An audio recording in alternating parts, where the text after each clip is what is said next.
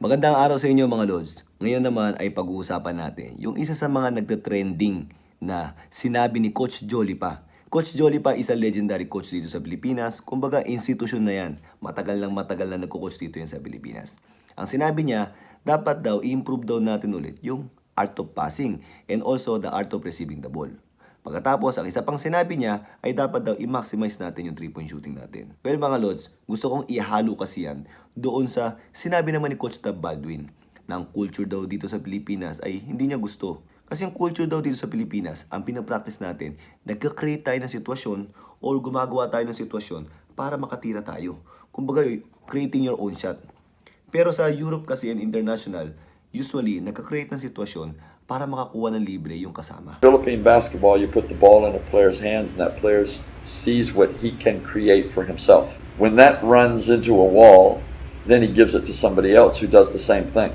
Great basketball is played by players who, whatever they do on the floor, they do it to see what they can create for their teammates. So mga Lods, paghahaluin natin yan para mas maganda natin matutunan at mas maging mataas yung level ng paglalaro natin ng basketball. So ano nga ba yung art of passing? Sa art of passing mga Lods, isa sa pinapag-aralan dyan kung kailan mo dapat ipasa yung bola at kung saan mo dapat ipasa. Alam nga naman ipasa mo yung bola doon saan nakabantay na mabuti yung kalaban niya or ipasa mo kung saan hindi naman clear yung pasa. Siyempre maganda ipapasa mo yan doon sa libre. At dapat pag nakita mo ng libre, may pasa mo na yung bola. Kasi kung nakapag-create ka ng sitwasyon, pagkatapos may nalibre dahil doon sa ginawa mong sitwasyon, pero hindi mo kagad pinasa at nakarecover sila, saka mo pinasa. So nasayang yung pagod at ginawa mong sitwasyon para malibre yun, pero late mo lang di mapapasa. So yung timing ng pagpasa at kung saan mo dapat ipapasa. And bilang receiver naman, art of receiving the ball, alam mo nang malilibre ka dahil yung tao mo ay nag-help. So anong gagawin mo? E di mag-stay ka, ipakita mo, open na ako para ready ka na to shoot. And also, pag in-overplay ka, pwede ka mag-backdoor at pwede mo ma-receive yung bola ron. Ayan yung mga art of receiving the ball. Mas maganda kung hanggang sa 3-point line, tama rin si Coach Jolly pa.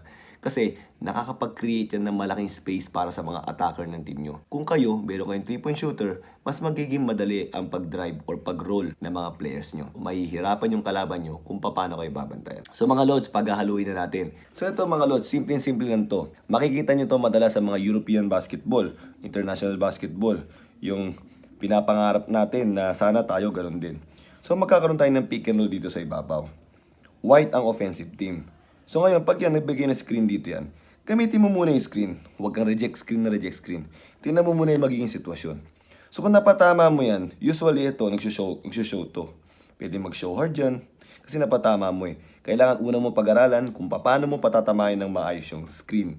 Yung tao mo doon sa screen. Kasi doon makapag-create ka ng sitwasyon. Dahil tumama yan, ito makikita mo. So alam mo may nag-help. Ang pangalawang gagawin mo, tingnan mo kung sumunod ba yung tao mo or hindi, kung nag-switch ba. Kung nag-switch, baka magkaroon ng cross matches at magkaroon ng mismatch. Pero kung sumunod to, usually kasi sumusunod yan. So ito, dapat, yung nagbigay ng screen, gumawa ka na ng sitwasyon kung saan pwede ka malibre.